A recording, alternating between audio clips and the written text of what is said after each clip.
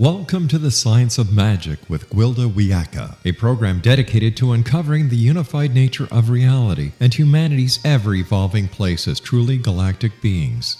For more information on the Science of Magic with Gwilda Wiyaka, visit us online at www.thescienceofmagic.net.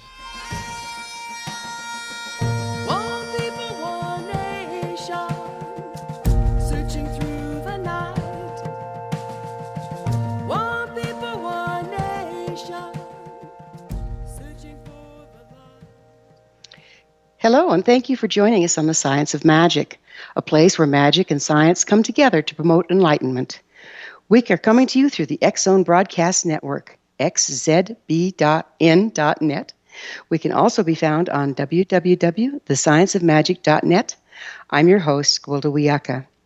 This hour we'll be exploring a vehicle to enlightenment. As a host of the Science of Magic, I'm granted the privilege of interviewing brilliant scientists, artisans, scholars, and mystics. Many of them have told me they believe that we stand on the precipice of a huge turning point whereby the human race can either evolve or devolve.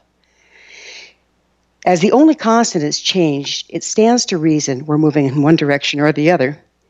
Devolution, while admittedly an option, has plenty of hype and press, so I'd really like to focus our energy on the concept of evolution. Thus, the question begs asking, what exactly is evolution? Generally speaking, evolution is the change in the inherited traits of a species over successive generations. However, the evolution we're addressing here is within existing incarnate individuals rather than our descendants.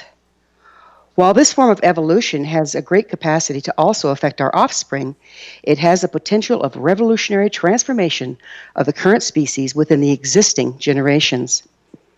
This concept seems diametrically opposed to the common belief that the DNA we come with dictates our formation, with no room or provision for change, well, beyond aging and death. So why is this radical evolution possible at this time? It's not so much a new possibility, but the current frequencies bathing the planet from our relative positioning in the galaxy make such a transformation more viable. Astrologers, astronomers, and scholars of the Mayan calendar have indicated that we cyclically enter into the portion of the galaxy that has much more light. When our solar system passes through these amplified areas, pressure is brought to bear on our old rigid structures, including the frozen aspects of human beings. This is evidenced by the growing turmoil in our world, such as terrorism, political conflict, social upheaval, war, and even global warming. We can either become more fluid and receptive to rapid change, or we become progressively unstable in the new ambient frequencies. Move it or lose it comes to mind. We're now well immersed into a cyclic high-frequency time, and thus are being given the impetus and opportunity to embrace radical change. Or not. The catch is, evolution requires shedding old restrictions, patternings, and limitations on all levels: physical, emotional, mental, and spiritual. By its very nature, this is not overly comfortable proposition. We must let go of what we have been and be made anew, a process that's not for the faint of heart. However, by aligning with the greater light now available, we can actually expand the capacity of our DNA. When we bring in a broader bandwidth of light through our chakra systems, dormant strands of our DNA actually become activated. The result? Evolution.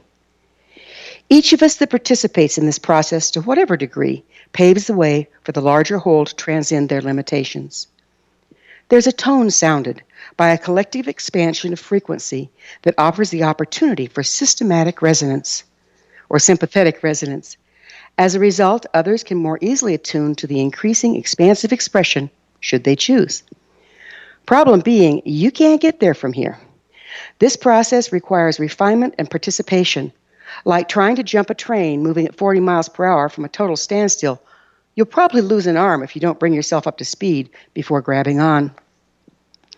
We must first clear our facility, tune it much like a piano before it can tolerate the higher bandwidth of light. All 4 levels of our expression, physical, emotional, mental, and spiritual, have become compacted and rigid through disuse. This disuse is not due to laziness, but rather there's just not been the bandwidth of light present to activate them. Now, in the presence of greater light, we're challenged to move and shake loose the old debris in order to channel the current light into our systems. Enlightenment requires an activator. One readily available and profound activator is light's cousin, sound. Sound has been used since the beginning of time by mystics and shamans as a vehicle for enlightenment. My guests this hour have virtually dedicated their lives to bringing forth the revolutionary yet ancient modality of sound healing. Joshua Goldman was born to the world of sound healing and has been working in the field his entire life. He's the son of sound healing pioneer Jonathan Goldman and currently works with Jonathan's Healing Sounds as a facilitator at events such as Healing Sounds Intensive. He also works as Associate Director of Sound Healers Association. Alec SIMS has been working with Jonathan Goldman's Healing Sounds organization since 1998. His overtone chanting is featured on several of Jonathan's award-winning CDs. He has facilitated the Healing Sounds Correspondence Course since 2003. After a short break, we'll introduce these dynamic artisans and their amazing body of work, their co-authored book, Sound Healing for Beginners. You are listening to The Science Magic. This and other innovative episodes can always be found on our website, www.thescienceofmagic.net. Searching for the light. One people, one nation. Coming from the stars.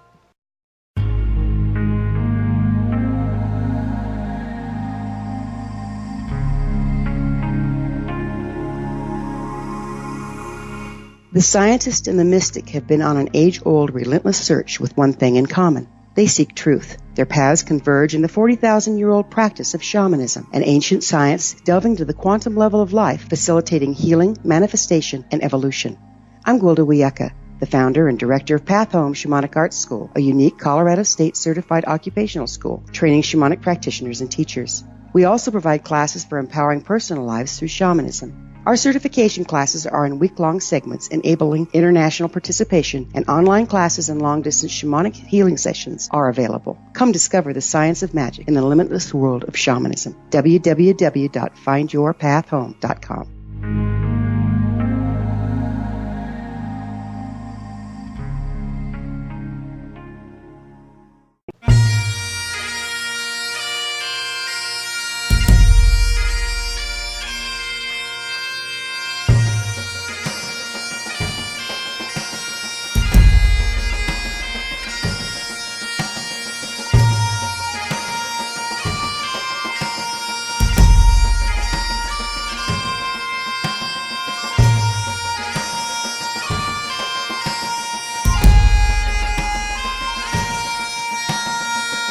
One people, one nation.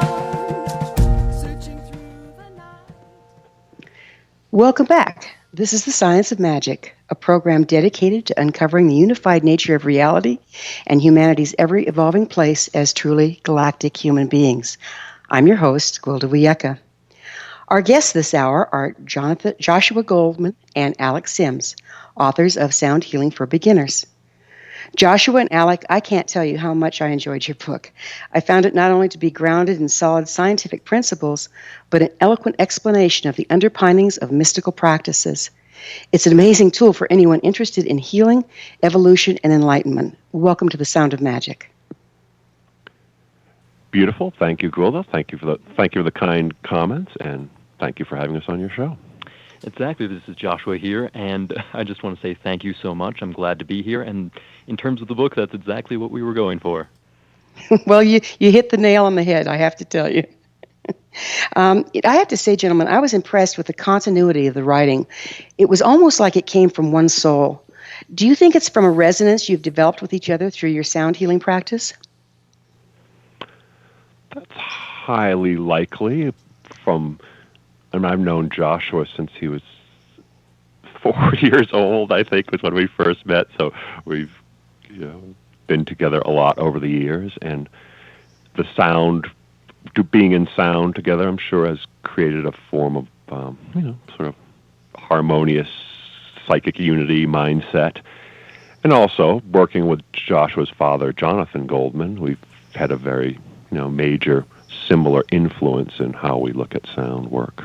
And luckily, we just have a very similar writing style as well, and that helps a lot too, where we come from similar educational backgrounds, similar interests in creative writing, and for the most part, we really lucked out because I think often writing a book together can be a difficult exercise, but we get along very well, have very similar concepts about the nature of sound, and between our different, similar yet different backgrounds, we really cover a lot of ground in terms of sound and sort of fill in each other's gaps in knowledge in a way that it really was for the highest benefit of a very cohesive book. Well, you operate like a soul team. It's just beautiful to be able to read something with such continuity, and yet the dynamics of two people participating was amazing. I also love your work with chakras, and you describe them as receiving stations, transduction points, places where subtle energy form higher planes and convert to physical form. As a shamanic practitioner, I've also come to recognize them as transmitting stations where our intent can be moved into the physical world through the quantum level. Do you guys also see them this way? And if so, would you mind expounding on it a little for us? Sure. Be a big topic there, but not only chakras, but also I think the whole human energy field, energy system, and the brain and consciousness are both receivers and transmitters. And the models of chakras, they take energy in and express it in your energetic being first, then physical dimension, and also are capable of transmitting outwards and affecting the environment. Because your energy field is inextricably interconnected with the vast array of vibrations and energies that we all swim through every day throughout our whole lives. And really, I'd like to add that sort of chakras or any energy center metaphor function sonically in their nature. They are harmonic. They work within intervals and naturally occurring multiples of sound. Hence the value of the metaphor of sound work, harmonizing one's energies and putting yourself into balance with sound has energetic implications and effects as well. Yes, which leads us right into my next question is, how can sound healing enhance this receiving and transmitting capacity of our being, all levels of our being? I think, well, first taking this a slight step back, as you, in your intro piece, you were talking about various frequencies and resonance, and that's all going on multiple levels and all bandwidths of energy. But the beautiful power of sound work is it's also here and now and very literally a physical plane energies, whereas some more subtle energy work like chakras and seeing auras or whatnot may take some skills to develop greater sensitivities, but everyone can hear or at least feel sound.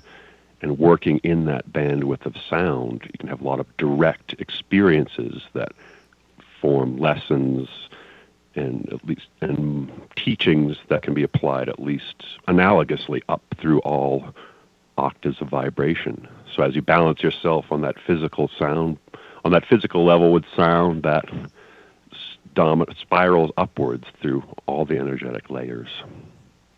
And I really like to focus on sort of a top-down approach with using sound, in that if you have a desired result, as opposed to just focusing on, well, how can I use sound to fix this one small thing? Well, let's start from the very top. Let's just use sound to balance the entire entity or energy structure. And then as that happens, that tends to sort of have everything click into place. So historically, the mastery of chakra work and sound work has been restricted to shaman, mystics, and magical practitioners. Yet you indicate through sound healing most people can develop this capacity. How does one achieve this, and why do you think it is possible at this time?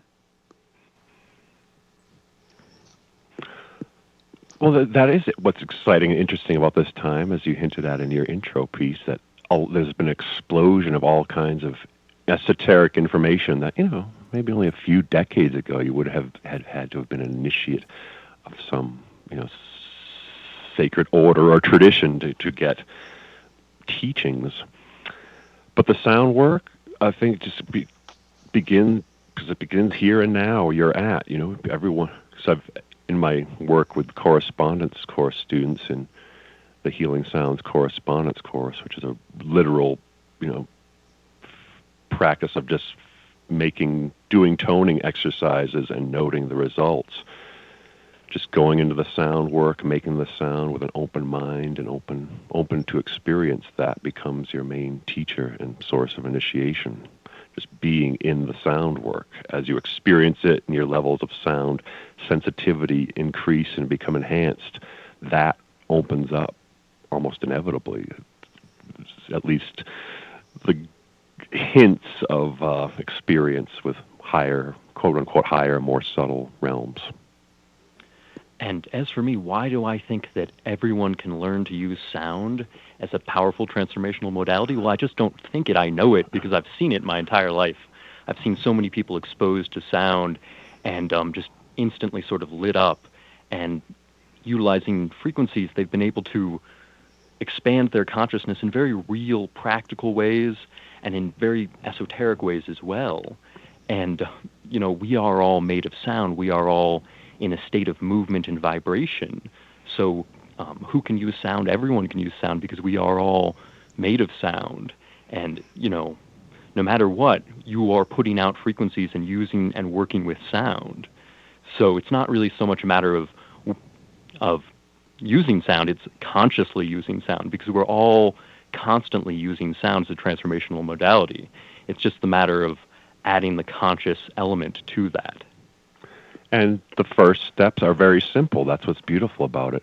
Just a little bit of teaching, and we offer many different exercises in the book to get people in the experience of sound.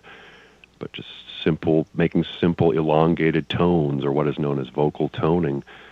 Just a few minutes of teaching and a few minutes of practice, and one is on the first step on the path. There's no years of discipline required. You can begin where you are at now, very simply, and then from there, it's an endlessly vast, potentially complicated path, but it can begin just really simply with here and now.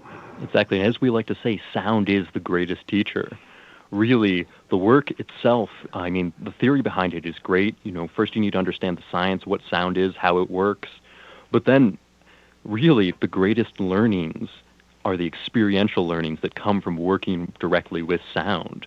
You want to become a master of working with sound, make sound a lot. Listen to sound a lot consciously. Actively listen to sound. Sound, as we point out in the book, is a form of touch, right? It's airwaves coming at you. So the farthest away sound you can hear is actually the farthest away thing that you can touch consciously.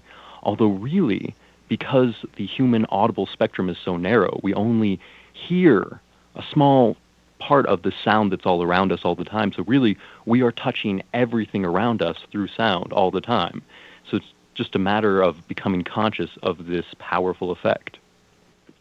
One of the things that I've noticed in our world of sound, if you will, where we have recording studios and beautiful music out there, the problem that I see has come from that is that people listen to these engineered, tuned pieces and think, oh, I can't sound like that, and therefore I better not sing. That's a great point, and I'm really glad that you brought that up, because that's something that we like to early on point out as an important difference between working with sound as an energetic modality, such as toning, versus performance singing, and they really are so different. Performance singing is wonderful, and it has its therapeutic benefits, no doubt, but what we're talking about is separate, and we like to let people know that it's not a matter of sort of judgment, it's really a matter of expression, and we like to try to get away from that sort of self-judgmental voice, because really the most important thing here is expressing your energy sonically. And doing so without judgment is difficult, no doubt, but it is important. And so we like to sort of free ourselves from that, if possible. Yeah, that's right on. Because sound healing, in its most expansive sense, as I think that was the starting point of our book, like contemplating it as a branch of energy medicine, so sound work. It's not a musical practice. It's not about performance singing. There's no musical skills or quality or more significantly, judgments that come into play. his So vocal beautifully toning. put. I'm afraid we're going to have to take a little break. We'll return to our discussion after this short break. You're listening to The Science of Magic. I'm your host, Gwilda Wiyaka. Do you want to hear more? Our innovative episodes can always be found on our website, www.thescienceofmagic.net.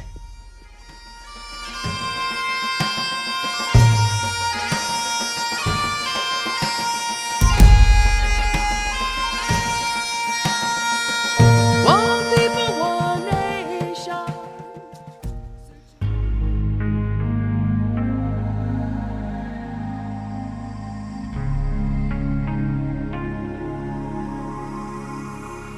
The scientist and the mystic have been on an age-old, relentless search with one thing in common. They seek truth. Their paths converge in the 40,000-year-old practice of shamanism, an ancient science delving to the quantum level of life, facilitating healing, manifestation, and evolution. I'm Gwilda Wiyaka, the founder and director of Path Home Shamanic Arts School, a unique Colorado State certified occupational school training shamanic practitioners and teachers. We also provide classes for empowering personal lives through shamanism. Our certification classes are in week-long segments enabling international participation, and online classes and long-distance shamanic healing sessions are available. Come discover the science of magic in the limitless world of shamanism. www.findyourpathhome.com.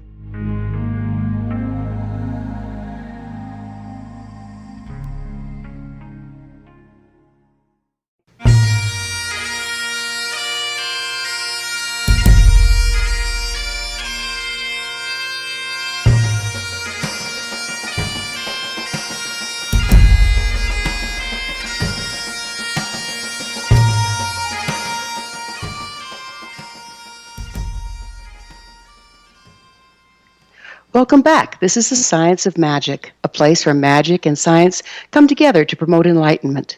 We can be found on www.thescienceofmagic.net. I'm your host, Gwilda Wiyaka. Our guests this hour are Joshua Goldman and Alec SIMS, the authors of Sound Healing for Beginners. Welcome back, gentlemen. Thank you. Thank you. Let's talk a little bit about resonance. I just loved in your book, you mentioned several types: free resonance, sympathetic resonance, and forced resonance. How are they alike and how do they differ? Good heavens. That was our best shot. That was our best shot at writing about the science of sound, which becomes a bewilderingly complicated topic, and there are these door-stoppingly thick textbooks that one could get into if you really want to get into the science and physics of sound. But we just try to just extract some general broad-stroke concepts that people could apply practically to energy work. And a big thing is resonance, and there are two broad-stroke types. There's sympathetic resonance, where that's more of a I guess a passive thing would be one way to describe it. Say if you had two objects that had the same frequency resonance, or same general frequency resonance, say you had a tuning fork that was 200 cycles per second, which is the way that sound is measured in hertz or cycles per second, and another one that was 200. If you strike the first one, the second one will begin to vibrate due to just the nature of the similarity of their energies, the correspondences between them. If one thinks of the realm of magic and the law of correspondences, two same objects vibrate the same. And then the forced resonance, that brings in a little more complicated dimension that's similar to entrainment, another term that's discussed, whereby one object's vibrations sort of affect another and sort of impose its vibrations on it. And that's where a lot of healing effects can stem from. If you have a certain center or condition that's out of balance, another sound projecting its energy onto it can change its vibrational state in various ways. Exactly. Really, I mean, often when we're talking about the power of sound to change our physical or emotional or energetic states, we're talking about forced resonance in action, in that you might be making a sound or listening to a sound, and that's going to change your resonant state. You know, if you have a drum beat at a certain rhythmic pulsation rate of, say, 60 beats per minute, you and your nervous system are going to entrain to that sort of resonance, that boom, boom, boom, boom. I mean, for instance, your intro music, the bagpipes, they sort of, I was paying attention to what they were doing to my energetic field, and they were definitely lifting me up. They were sort of energizing me because it was a little bit faster, a little bit deeper resonances. And that's all sort of forced resonance in action. And since many of your listeners may be familiar with the shamanic traditions, that classic shamanic drumming, that boom, boom, boom, boom, boom, boom, that's what's going on there, and that's where its effect stems from. As people come into a ceremony or session in a certain state, that drum goes, and that first changes their heart rate and respiration into resonance with it, and that shortly thereafter has effects on their consciousness and perceptions. That's what I love about drumming circles is I work with a lot of doctors. I'm a preceptor for the University of Colorado School of Medicine. So, of course, they always want to measure things. And we were doing a drum circle, and I had some doctors come in, and they set up, where they could listen to people's heartbeat and see how they were doing. And when people came in, everybody's hearts was doing their own thing. And then after the drumming had been going on for about 5 minutes, they took the heart rates again, and everyone in the room their hearts were beating together at the same time, except for one person, and they were on a pacemaker. And that was eye-opening for me to see how unifying the simple rhythm can be. So how do you, gentlemen, see resonance playing out in human interaction?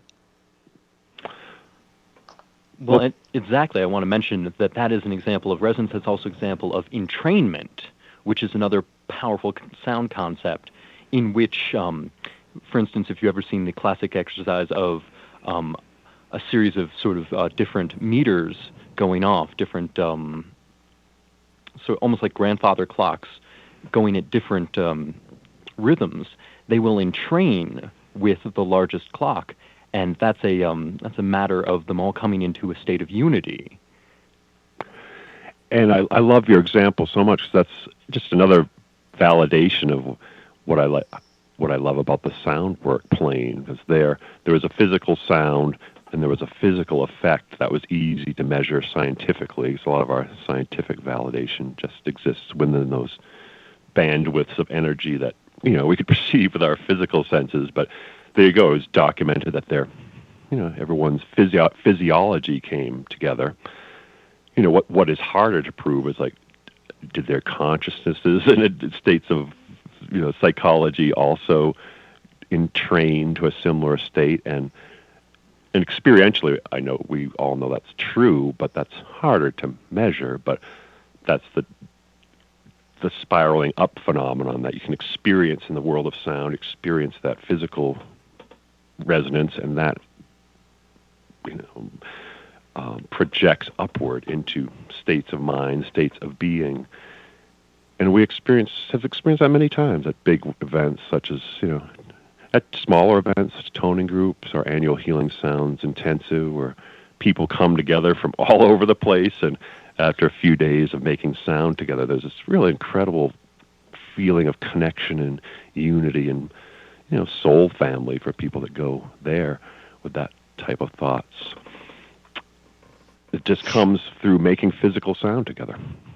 It's amazing. There actually is some scientific evidence out there of what it does to brain waves. Again, those doctors always like to put instrumentation on my head and measure my brain waves. And I have this, when I go into a shamanic trance, it's absolutely consistent that my alpha brain waves drop to 7.5 hertz, that of the planet. And I can recreate that at any time. So there's actually scientific proof on other levels as well. Yeah, that's the next domino up, from physical heart rate respiration to brain waves, which can be scientifically measured.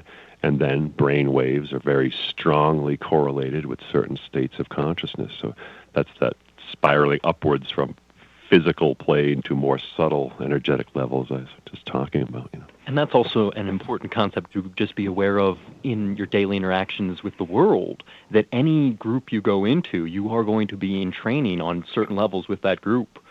I mean, whether or not you're chanting together, if you're going to be chanting or making sound together, it's going to happen a lot faster often and to a greater extent. But it's really going to happen anywhere you go. So where you go, where you spend your time, who you're with, these are the people that you entrain with.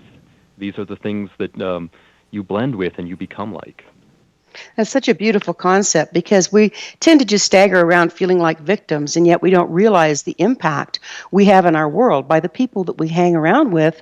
And if we can find people that are uplifting, that have our same values, then that's increased exponentially. And if we put ourselves in situations that's incompatible with us, we become imbalanced. How does sound help regain balance when you've become imbalanced because of your environment? That's also a big topic, but I think that's one of the powers of sound work, that you're not necessarily just passively, at the mercy of your surroundings through using simple energy work techniques via vocal toning, which is basically making extended sounds with your voice, as I mentioned.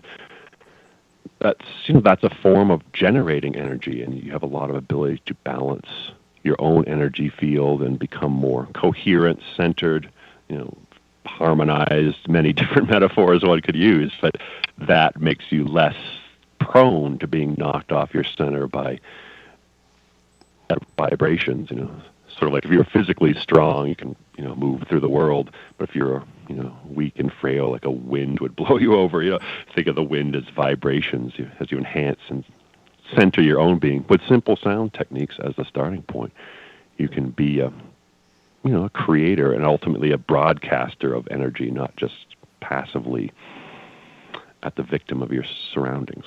And it's so it sounds like if you're actually embodying the sound once you've practiced enough that you just carry it with you, and you don't even have to be making a tone physically to be carrying the sound. That's just an amazing concept. We're going to have to take another short break. This time is going so fast. We'll be back on the flip side of this short break. You're listening to The Science of Magic. Our theme song, One People, One Nation, is from the Winds of Time album by my musical group Starfire and can be found on iTunes.com, cdbaby.com, amazon.com, and my website, gwildawiyaka.com. We'll see you on the flip side of this short break. One people, one nation, searching through the night.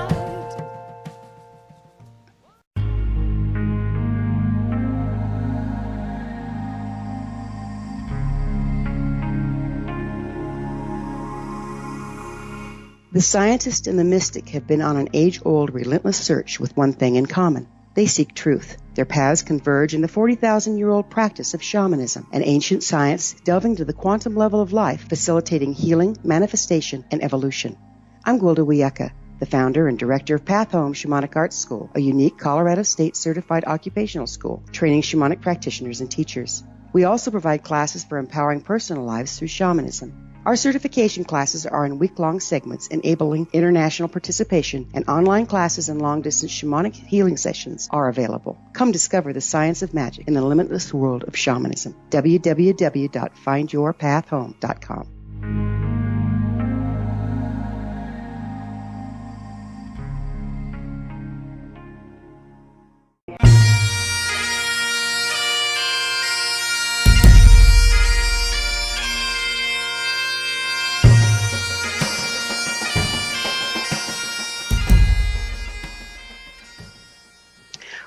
Welcome back. This is The Science of Magic, a place where magic and science come together to promote enlightenment.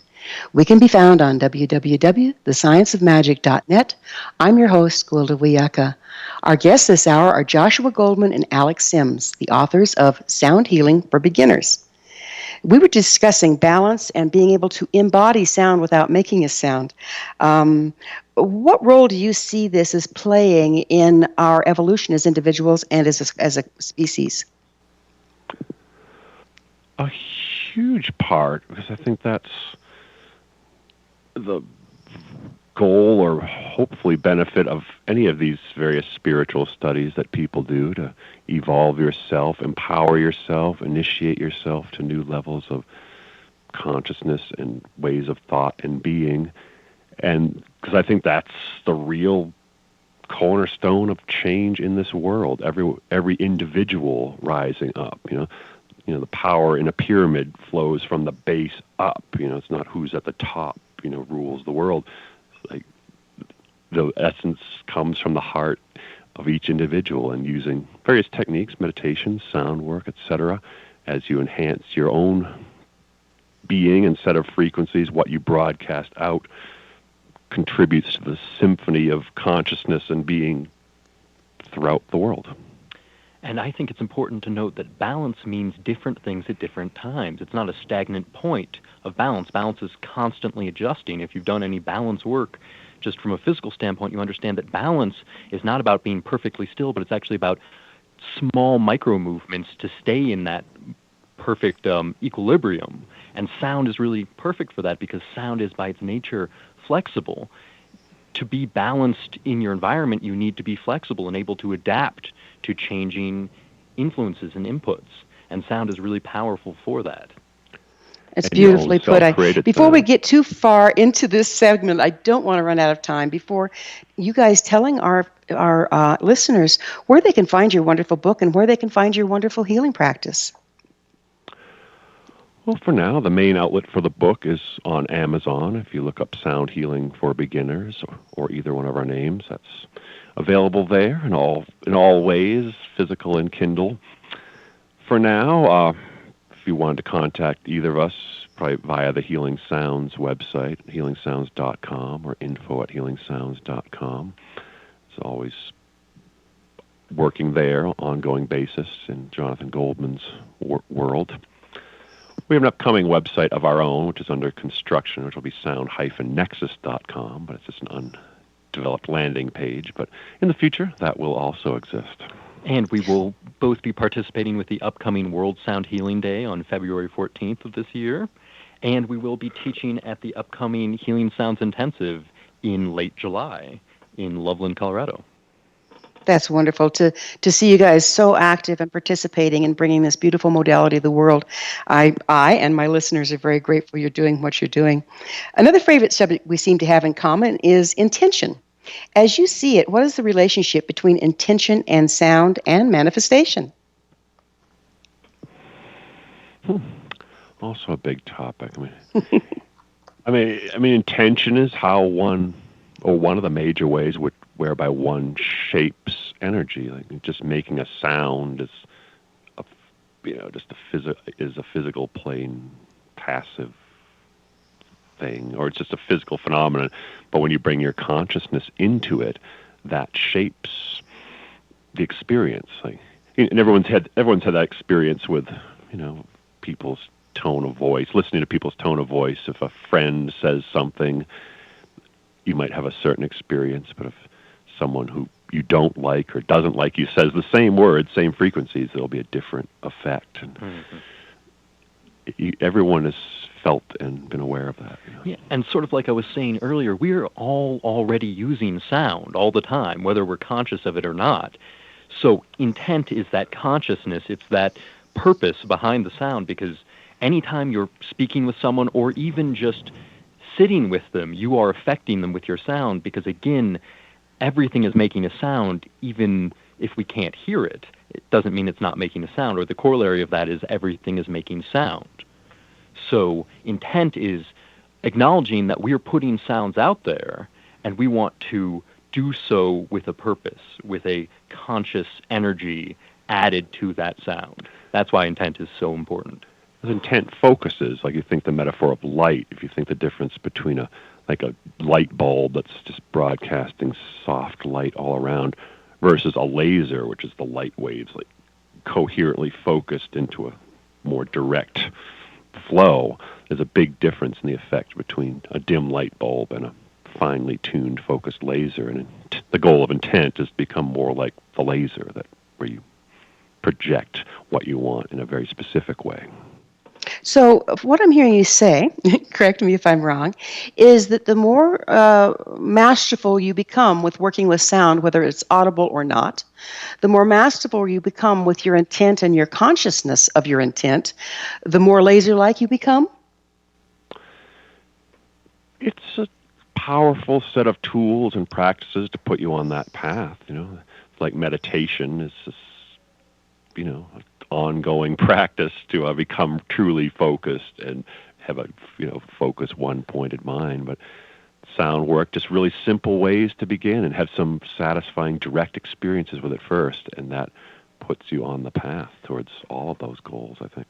Exactly. I feel it's important to approach anything with a healthy skepticism, but one of the great powers of sound is, try it for yourself, experience it for yourself, and let it be the teacher. Again, let your own experience through and with sound guide you and let you know what it is capable of.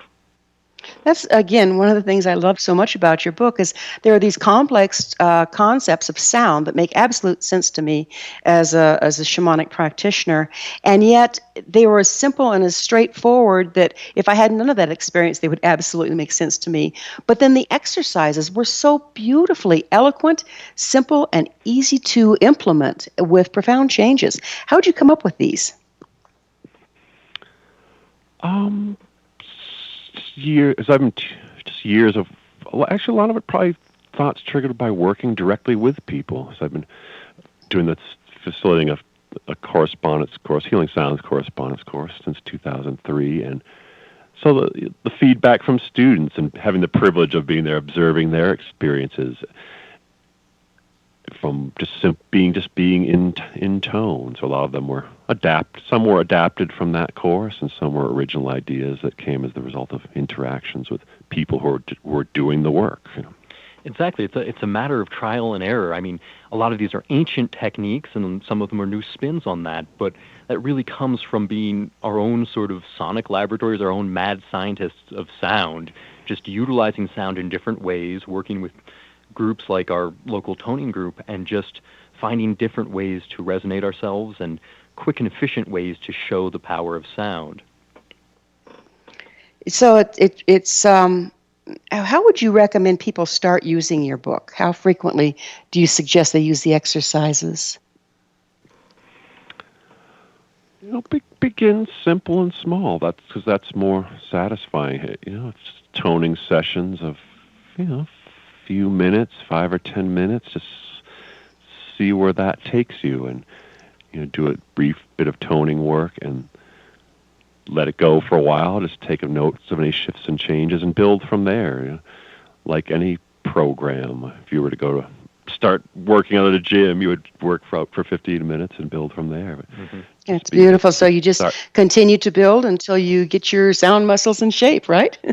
We're going to have to call it quits, which is sad to me. I've so enjoyed working with you gentlemen. For those of you that just came in, our guests this hour have been Joshua Goldman and Alex Sims. They're the author of Sound Healing for Beginners. Their beautiful book can be found on Amazon.com.